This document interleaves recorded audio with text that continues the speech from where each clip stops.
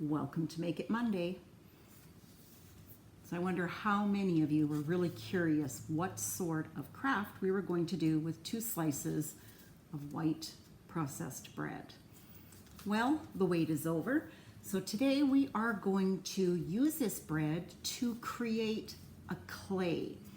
So how we are going to do that, let's go through the steps. First step, we are going to take all of the crusts off of the bread. We don't need that. That just adds an element to the clay that is not desirable. So we're going to rip all the brown crust off and just get rid of that off to the side. I'm going to use 2 slices of white bread. I have doubled, tripled this recipe in the past as well too, and it works out well all different ways. Okay, crusts are off. Second step, open up that bag. We're going to take that bread and rip it into tiny little bits and then put it into the bag. So this bread clay recipe is one that comes from Aileen's craft site. Again, many years ago is the first time that we used this recipe, and my mom and I used to use this. Once the clay is created, we're going to go through a few different options and possibilities of things that we can use that clay to create with. This is an air dry clay, so once the clay is done and we make our items, it's going to require at least a full day, overnight minimum, to completely dry, depending on how thick of a project you decide to create with it. So we'll create the clay, and after that is done, we are going to go over a few different creative ideas that you can use the clay for. It's just like any other clay. It can be used and air dried. It does not mold. I still have items that I have created with my clay all these years later. So we're all shredded up. I am going to use the Aileen's tacky glue. You, again, can also use any type of white school glue. Tablespoon, 1 tablespoon of glue. I'm just going to take the lid off. 1 tablespoon of glue for each slice of bread. So the Aileen's tacky glue is definitely a thicker glue than your school glue. And I'm going to take and add that into the bag. And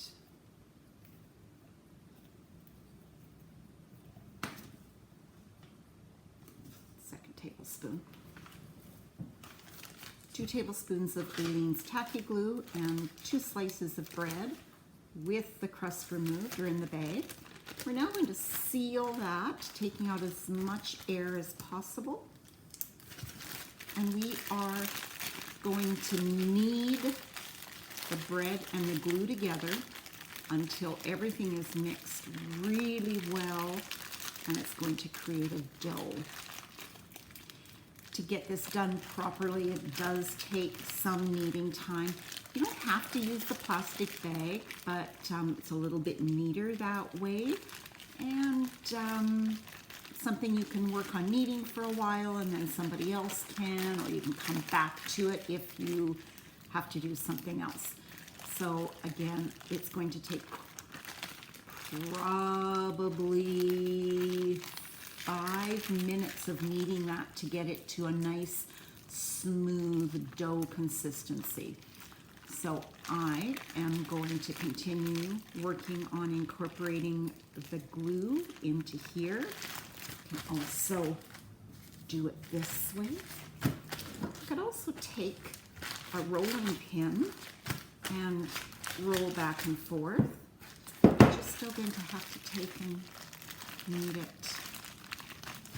So again, doing it this way, lots of different people are going to be able to take part in that mixing process. Okay, I'm going to finish mixing this up, and I will be back shortly to show you what that final bit of clay is going to look like. Again, this is a lengthy process. You have to take the time to really make sure that's getting mixed up. I'm going to show you what it looks like at this point. So it's still quite sticky, so you still need quite a bit of mixing on that. Okay, I'm going to close the bag up I'm going to continue mixing. I'm going to come back and show you what this looks like when we're done. See you in a bit. Yes, I've been mixing this for quite some time, and I'm thinking, oh no, this isn't turning out. But I also remember that that was very much a part of this clay. So as you're mixing it, you're finding it's really sticking to that bag. When you start pushing the clay together, it starts working a little bit. And when it starts to pull away from the bag, just like it is in here, it's getting close to being done. The more you mix it, the more it creates that clay. And it does take time. So don't think this is going to be a quick mixing project and you're on to the next step. This takes easily 5 minutes. Okay, so my clay, when I open it, is starting to come together. And it's like a really wet bread dough consistency almost. So what I'm going to do now is I'm just going to take a little bit of lotion on my hands. And just cover my hands, and I'm going to go in, and I'm just going to pull the clay out of the bag. Lotion actually does two things. Keeps the clay from sticking to your hands too much at this point. And it also incorporates into the dough clay and makes it a little bit softer, easier to work with. It does, however, extend the drying time a little bit, so you have to be aware of that. So as you turn the bag inside out, there'll be some clay sticking to it. Just pull it off with the other bit of clay. And it comes off very, very easily. And we've got a sticky dough ball that we're going to work into our clay. And it is a little bit sticky at this point. The more you work it, and between incorporating all those ingredients together and the air, it creates a beautiful smooth clay. Okay, that's pretty good. I'm just gonna set that off to the side.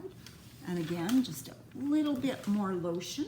I'm gonna pick that piece of clay up, and I am going to roll it and work it into itself.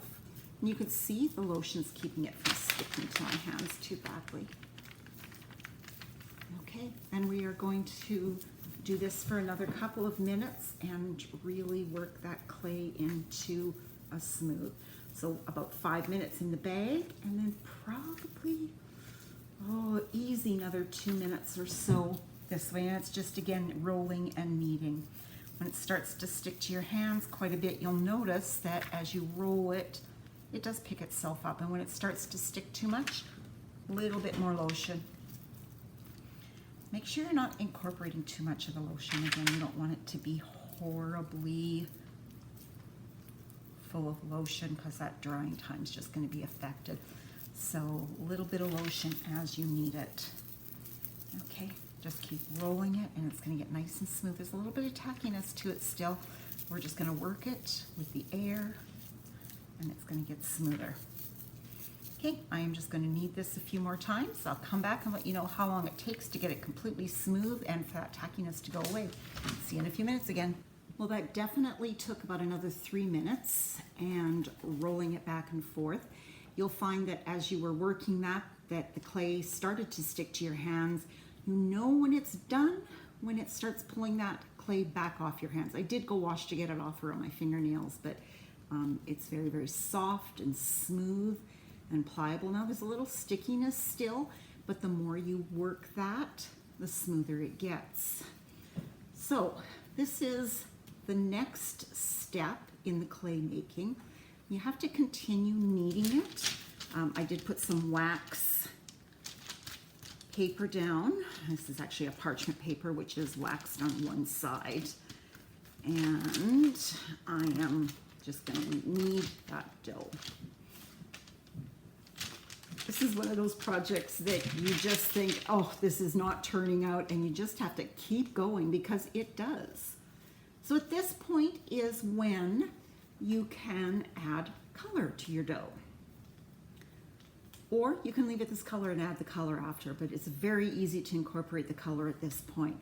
So I am actually going to just take and divide my dough clay into 3. And The reason I'm going to do that is because I'm just going to show you a couple of different things that we can do with this clay. So you see how it is kind of creamy already. I am just going to add the littlest bit of acrylic paint right into the center, and we are going to work that in. So again, you're going to get some stickiness at this point, but it's going to color the dough clay, and then you've got the clay color all the way through. And again, kneading it into itself with the air, creating the color you want. So again, I wanted some creamy white for the one. I'm going to use this eggplant on. Let's use this larger.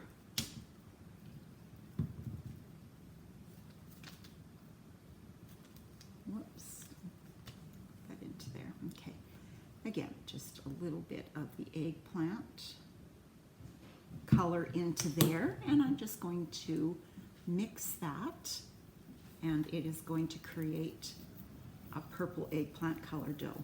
Now you're going to get color on your hands. This is acrylic paint. It washes off, and it's very easy to wash. And again, you'll find that color is going to pull off as you roll the dough, and it works back into that dough or clay. Dough clay is actually what it is. And it's creating, again, a beautiful color. Now that's going to need some working in order to pick that color up and make it go through that evenly, which again is part of creating that nice even color and tone. Again, you can leave it with a swirl in it if it's the look that you're wanting to get. Again, the more you work it, it's starting to pull that color right off your hands back into the clay. And that's when you always know with this dough clay that you are back to that stage where you can easily create with.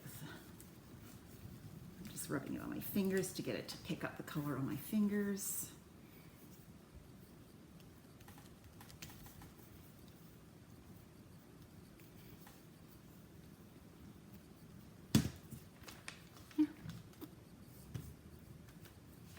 I've got a white and a purple, and I'm just going to go in with some of that green on this one. Now I do have that purple still in my hand, so some of that is going to actually probably pick up as well. Amount of paint is going to depend on the color that you're going to end up with. So we're going to continue to work that in. This is a nice light green color. If you want a darker, you're going to have to add a little more acrylic paint to it. I'm going to continue working that. Again, it's pulling the color off my hands and into the clay, which is exactly what we want to do. I use 3 different colors here. This is a very, very light green. I'm actually going to take some time and add a little more green into there and work that clay in. And I will come back when I'm done, and I'm going to give you some ideas of things that you can create with your clay. We'll see you back in again in a few minutes.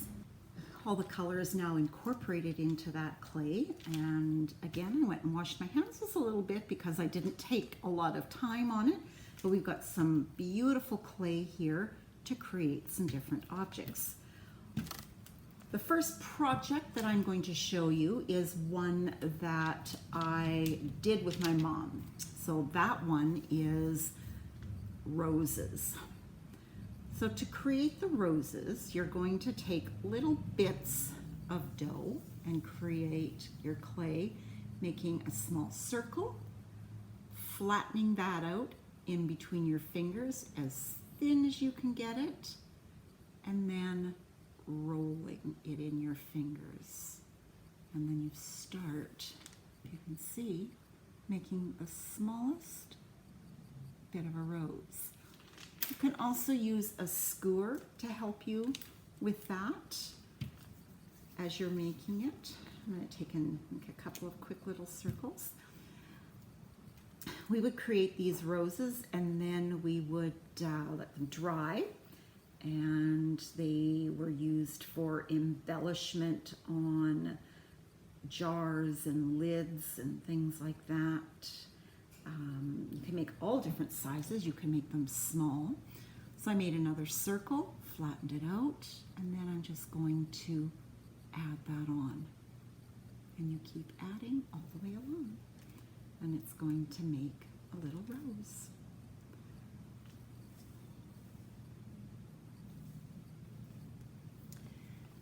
When you are done, these roses can be glued onto things, or you can glue them on a backing and have a necklace.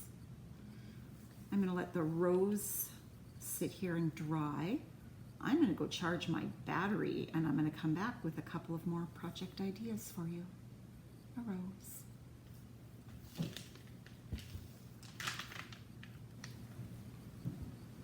And we're back, and I'm going to show you another couple of projects that you can do with your bread dough clay.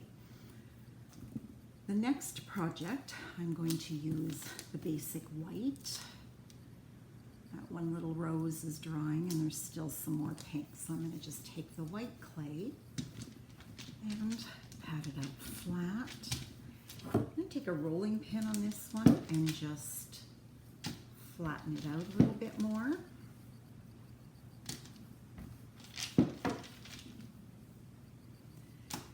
Remember, when you're flattening and creating with this, the thicker it is, the longer the drying time it's going to be needed.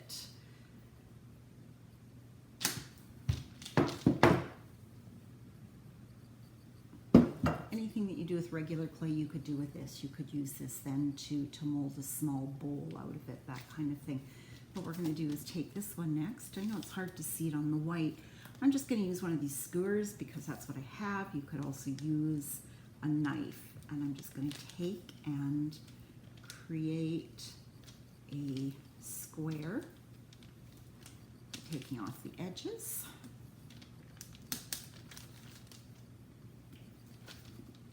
Cleaning up extra along the sides, setting the white aside.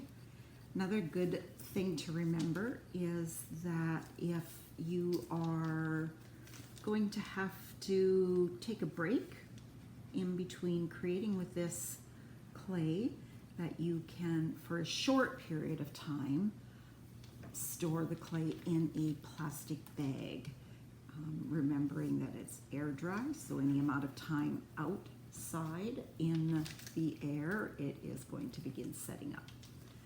So I have just created a square, rectangle almost. It doesn't have even sides. And I'm just going to take and use the skewer and make a pattern on it. I'm going to just do a word. I am going to put smile on there. And again, you can't, there we go. The E is hard to see because it's kind of small at the end. I'm actually going to redo that because I don't like how the word showed. So again, if you don't like how it goes, you take and just smooth it out again and then try again.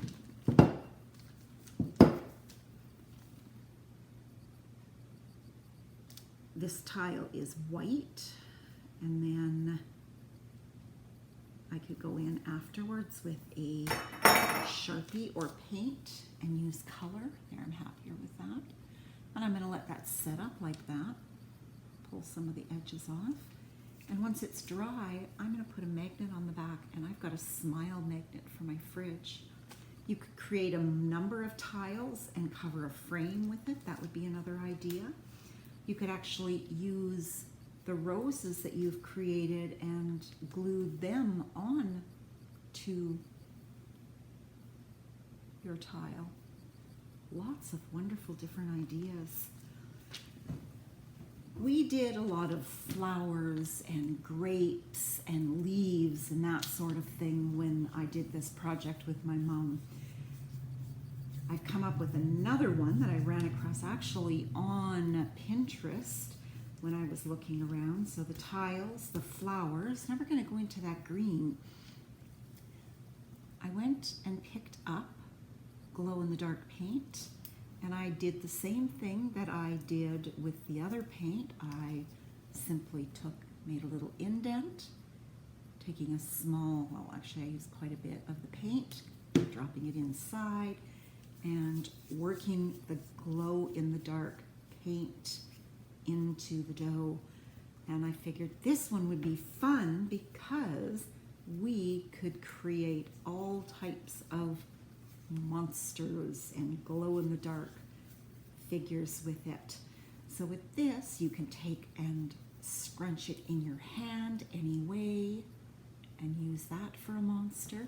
You could put it in a plastic bag and have somebody shape it that way if they don't like the feel of this. Roll it and become very, very detailed in creating arms and all sorts of things. You could look at a picture and create it from the picture. I'm just going to kind of play around with it here. So I've got the glow-in-the-dark paint. When that dries and has absorbed light, it will glow in the dark. I'm going to just make a little curlicue on this one. I'm going to go in with my stick and make a mouth by pushing in. And then I am going to take a googly eye or two.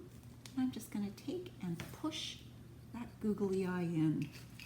And you can use one eye or two. I'm going to use two different sizes of eyes.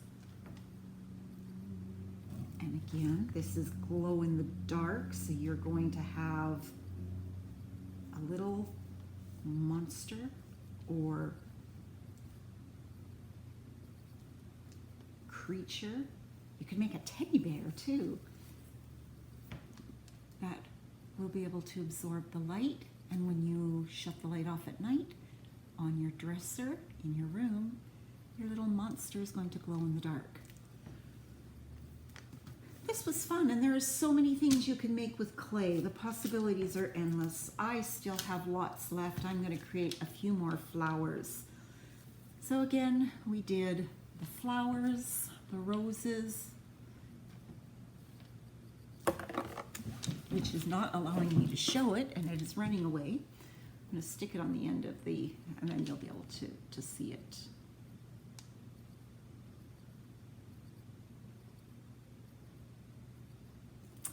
It's very, very fuzzy for some reason.